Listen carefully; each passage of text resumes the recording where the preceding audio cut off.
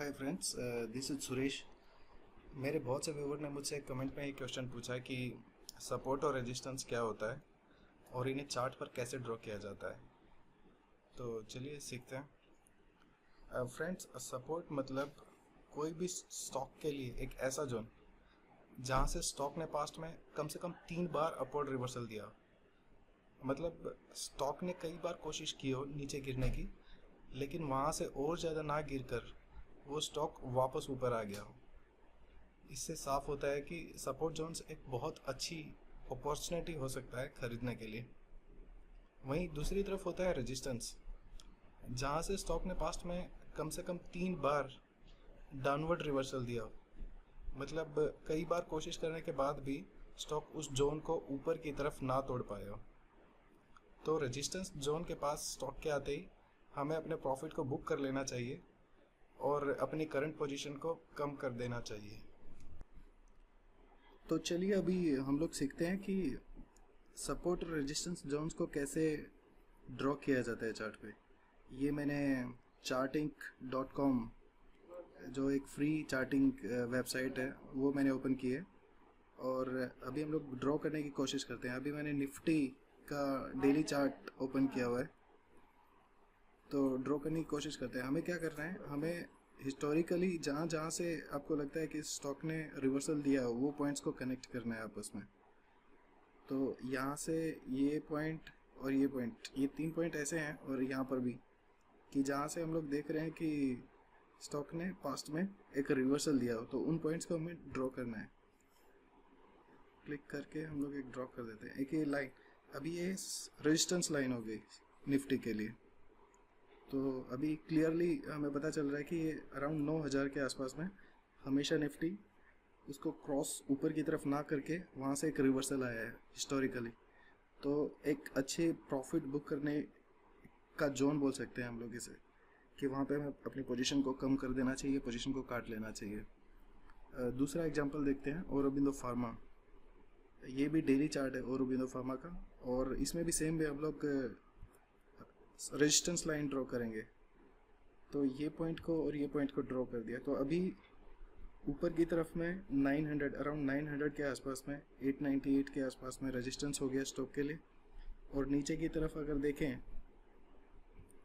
तो तकरीबन ये हम लोग इन पॉइंट्स को कनेक्ट कर देते हैं। अराउंड ये एरिया, यहाँ पर और यहाँ पर 68 का एरिया कभी भी नीचे की तरफ में स्टॉक ने नहीं तोड़ा है, तो एक अच्छा सपोर्ट जोन हो गया। तो अभी हम लोग देख रहे हैं एज पर ये चार्ट के हिसाब से 668 अपने सपोर्ट जोन के आसपास में ही ट्रेड कर रहा है। वहाँ से ऊपर की तरफ में रिवर्सल आने के चांसेस ज़्यादा होते हैं इन केसेस में। एक और एग्जांपल ले लेते हैं। ये ICICI बैंक का चार्ट, डेली चार्ट है। हमने ऊपर देखा था हॉरिजॉन्टली कैसे सपोर्ट और रेजिस्टेंस को ड्रॉ किया जाता है। हम लोग इन्हें डायगोनिकली और किसी भी शेप में ड्रॉ कर सकते हैं। जैसे मल्टीपल पॉइंट्स को हमें कनेक्ट करना है आपस में, तो ये मल्टीपल पॉइंट्स को कनेक्ट कर देते हैं। ये देखिए, तो ये एरिया, यहाँ पर स्टॉक ने नीचे की तरफ जाने की कोशिश की, नहीं जा पाया, यहाँ से भी नहीं जा पाया, यहाँ से भी नहीं जा पाया, ये एरिया से भी रिवर्सल दिया।